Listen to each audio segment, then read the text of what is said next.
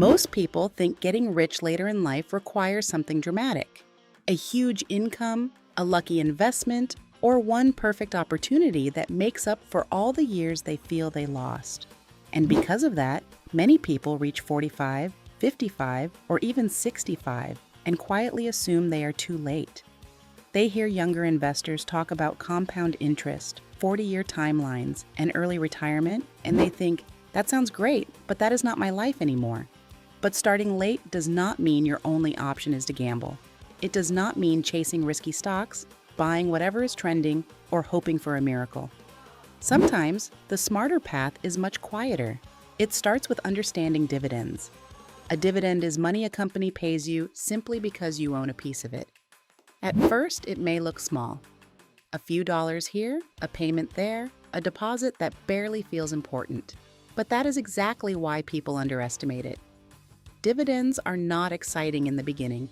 They do not look like wealth, but when you understand how they work, how they grow, and how they can be reinvested, they can become something powerful, a machine that slowly starts paying you back. But there is also a danger. Dividends are not free money. A high dividend is not always a good investment, and chasing the biggest yield can destroy the future you are trying to build. So no, you are not too old to build wealth, but you are too old to gamble with things you do not understand. Here is what almost nobody tells people who feel behind. Starting late is not rare, it is normal. Most people do not begin investing at 22, avoid every mistake, and arrive at retirement with a perfect plan. Real life interrupts. People raise families, lose jobs, deal with debt, pay medical bills, survive emergencies, and sometimes spend years just trying to stay afloat. So if you are looking at your money later than you wish you had, that does not mean you failed. It means your strategy has to change. And this is where most people measure the wrong thing. They ask, how much money do I have? But the better question is, what can my money produce? Because a pile of savings and a stream of income are not the same thing. If your money only sits there, every withdrawal feels like losing ground. But if your assets can send money back to you, the psychology changes. Now your money is not just something you spend down, it becomes something that can work. That is why dividends matter so much for people who feel late. They do not erase the past. They do not replace 40 years of investing, and they do not turn a bad company into a good investment. But they introduce a different way to think about wealth. Instead of only asking, can I sell this later for more? You start asking, can this asset pay me while I own it? That question matters more as you get older. When you are young, time can do most of the heavy lifting. But when you are older, clarity becomes more important than excitement. You cannot afford to chase every trend, buy things you do not understand, or confuse a high dividend with a safe investment. So no, you are not too late, but you may be too late to stay vague. You need to understand what creates income, what creates risk, and what only looks safe from the outside. And before we talk about how dividends can build wealth, we need to answer the most basic question first. What is a dividend, really? A dividend is one of the simplest ideas in investing, but it is also one of the most misunderstood. When you buy a share of a company, you are not just buying a ticker symbol on a screen. You are buying a small piece of a real business. And when that business earns a profit, it has a few choices. It can reinvest that money back into the company. It can pay down debt. It can buy back shares. Or it can send part of that profit back to the people who own the company. That payment is called a dividend. So if a company pays a dividend, it means you can receive money simply because you are a shareholder. You did not work at the company. You did not manage the employees. You did not sell the product. But because you own part of the business, you may receive part of the cash the business decides to distribute. But here's where people get confused. A dividend is not free money. When a company pays a dividend, that money comes from somewhere. It usually comes from profits or cash flow. And if the company pays out too much, too fast, or without enough financial strength behind it, that dividend can become dangerous. This is why the dividend itself is not the only thing that matters. The business behind the dividend matters more. A weak company can offer a high dividend to look attractive. A strong company can pay a smaller dividend and still be a much better investment. That is why smart dividend investing is not about asking, who pays the most right now? It is about asking, who can keep paying, who can keep growing, and who can survive when the economy gets difficult. Now, there are two ways to use dividends. The first is to take the cash. That can help investors who need income, especially later in life. The second is to reinvest the dividend, which means using that payment to buy more shares. And this is where the machine starts to appear. More shares can create more dividends. More dividends can buy more shares. And over time, if the business is healthy and the payments continue, your ownership can slowly feed itself. At first, it may not look impressive. One dividend payment may feel too small to matter, but the power is not in one payment. The power is in the repetition. Payment after payment, quarter after quarter, year after year. Ownership creating income, and income creating more ownership. That is the system. Dividends are not magic. They are not a shortcut. They are not a guarantee. They are a mechanism. And once you understand the mechanism, you stop chasing the biggest number on the screen and start looking for the most important question. Is this payment supported by a real, healthy business? Because if the answer is yes, dividends can become more than income. They can become one of the quiet engines of long-term wealth. Here is where dividends stop looking small. Most people judge an investment by one thing, the price. They buy a stock, watch the chart, and ask, is it up or down? If the price rises, they feel smart. If the price falls, they feel like nothing is working. But that is not the full picture.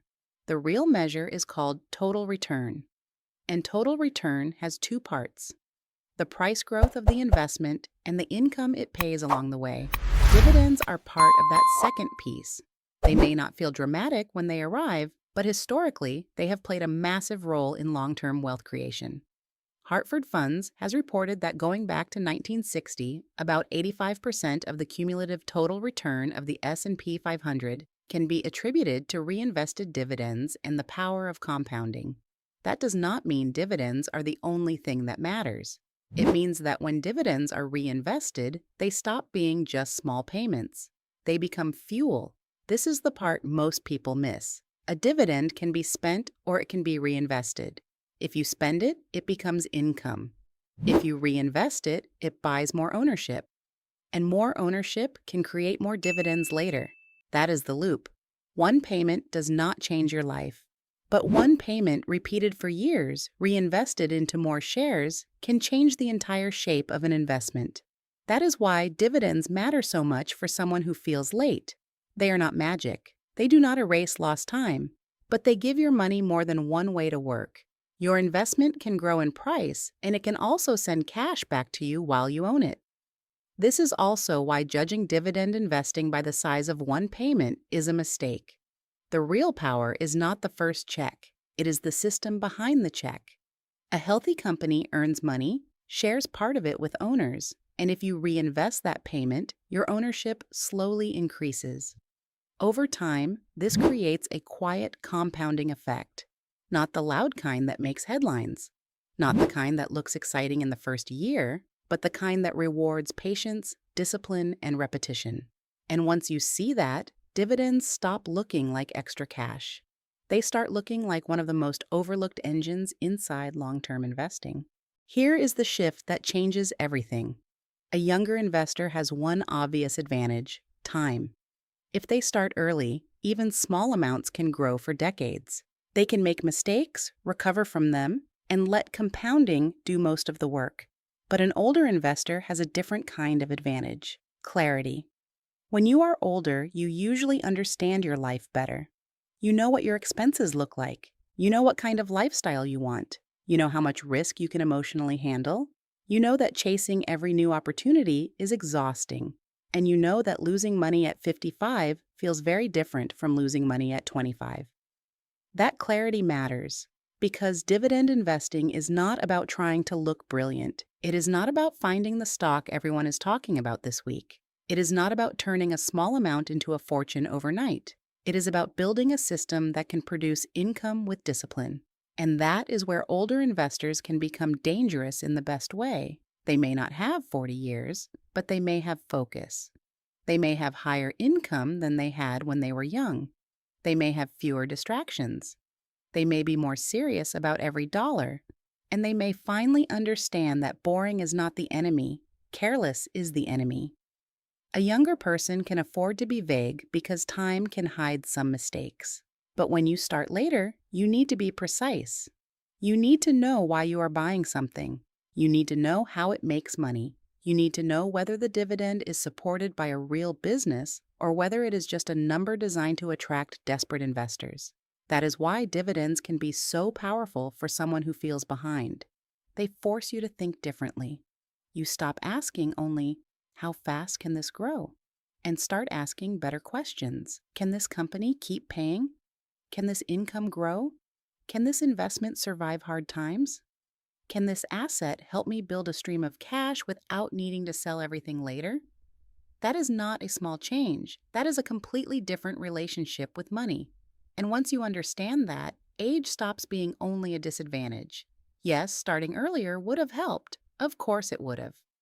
But starting later can give you urgency, discipline, and seriousness that many younger investors do not have yet. The danger is thinking that because you started late, you need to act reckless. You do not. You need to act clearer, because the goal is not to prove that you can get rich fast. The goal is to build something that can still work for you, even if the timeline is shorter than you wish it was. When you are young, time is the advantage. When you are older, clarity has to become the advantage. And clarity begins with knowing the difference between a real dividend opportunity and a dividend trap. But this is where dividend investing becomes dangerous, because once people understand that dividends can create income, many of them make the same mistake. They start searching for the biggest dividend they can find. They look at a stock paying 3%, then another paying 6%, then another paying 10%, and they think the highest number must be the best opportunity. But that is not how this works. A high dividend yield is not automatically a sign of strength. Sometimes it is a warning sign. A company can have a high yield because the dividend is generous, but it can also have a high yield because the stock price has fallen hard and investors are afraid something is wrong. And if the business is weak, that dividend can be reduced, suspended, or cut completely. That is the dividend trap. It looks like income from the outside, but underneath, the business may be struggling. The cash flow may be weakening. The debt may be too high. The payout may be too large. And the investor who thought they were buying safety may actually be buying risk with a nice-looking number attached to it.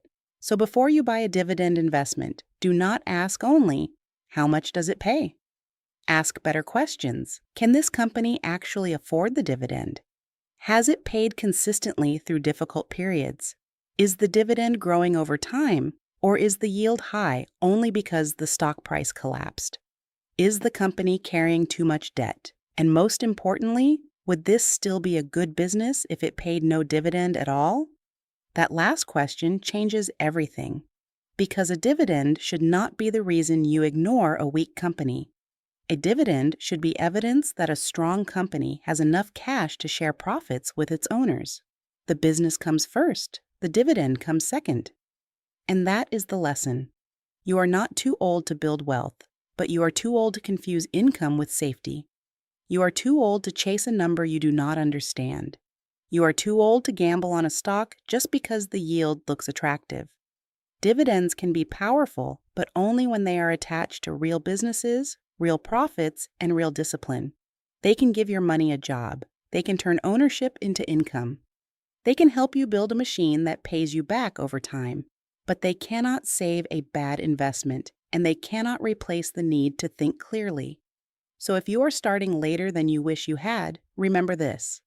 The goal is not to get rich overnight. The goal is to stop being passive with your money, to stop letting it sit still, to stop chasing excitement and start building something that can produce. A younger investor may have more time, but you can have more clarity.